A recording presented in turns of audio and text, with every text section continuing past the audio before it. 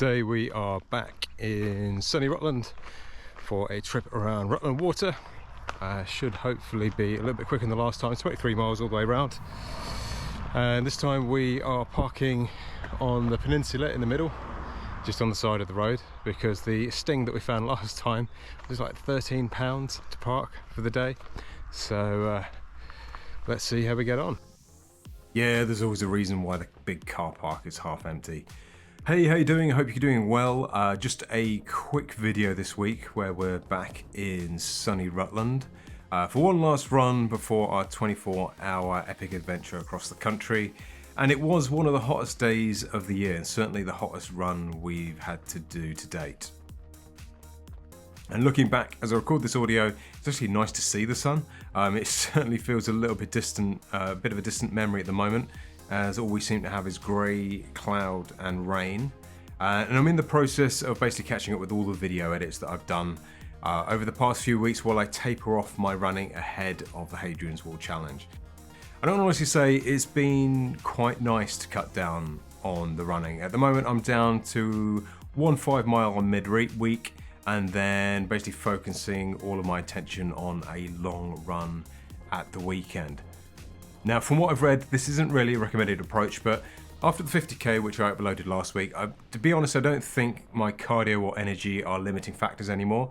My main issue is joint pain, and which I'm thinking is pretty much down to overuse, as the pain seems to be getting much more constant. Basically, I can start off fine, so all good until around about mile 15, mile 16, and then my left knee or my hip will start flaring up, which starts to make it all much harder and much less enjoyable.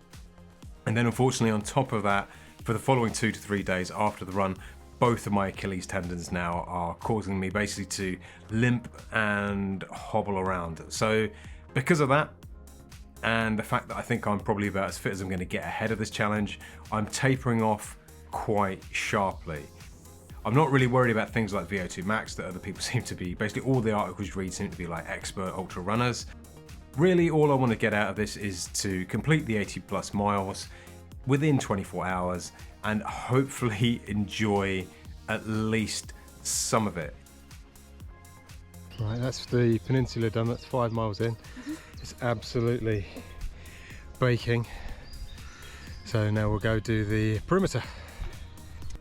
So enjoyment really is the most important factor for me when it comes to actually doing all of this running, and for long-term fitness along this kind of fitness journey that I'm going on. You've got to enjoy it. If you don't enjoy it, it's just an exercise in masochism. And at the end of the day, I'm not a masochist. Some may question that, as I think at the moment I clocked it up the other day that I've actually run 800 miles so far this year.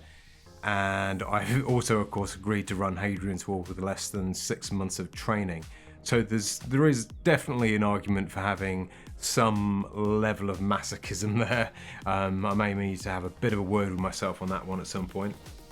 This time we're running around Rutland Water clockwise, which meant I get the bulk of the road running out of the way at the start. Hopefully this was going to save my knees a bit. Not that we're about to break our time or we're out there to break any kind of record really. At this stage we're really just making sure that we can complete a reasonable distance without injury. Unlike last time, a huge benefit of course is that we didn't have to worry about boggy conditions. It was all solid all the way around due to this lovely sunny weather. And as you can see, you've got the birds of prey circling up there. It actually felt as though it was a lot closer than it looks in the video, but there you go, optical illusion I guess. So in the last Rutland video, which I'll link in the description, I mentioned how it would be a great place for a marathon, but they actually do one better than that.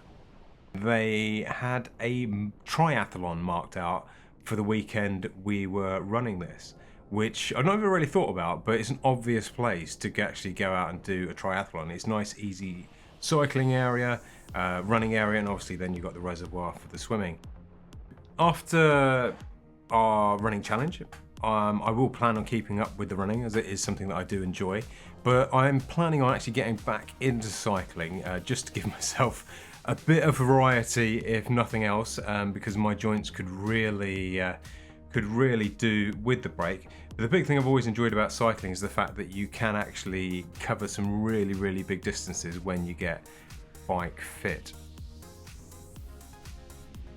Now, my apprehension regarding Hadrian's Walls challenge has started to become slowly convert more from a positive mental attitude towards more dread, if I'm honest. And I'm not sure if this is due to the pressure of actually raising money for charity or just my unrealistic or my heavily inbuilt fear of failure.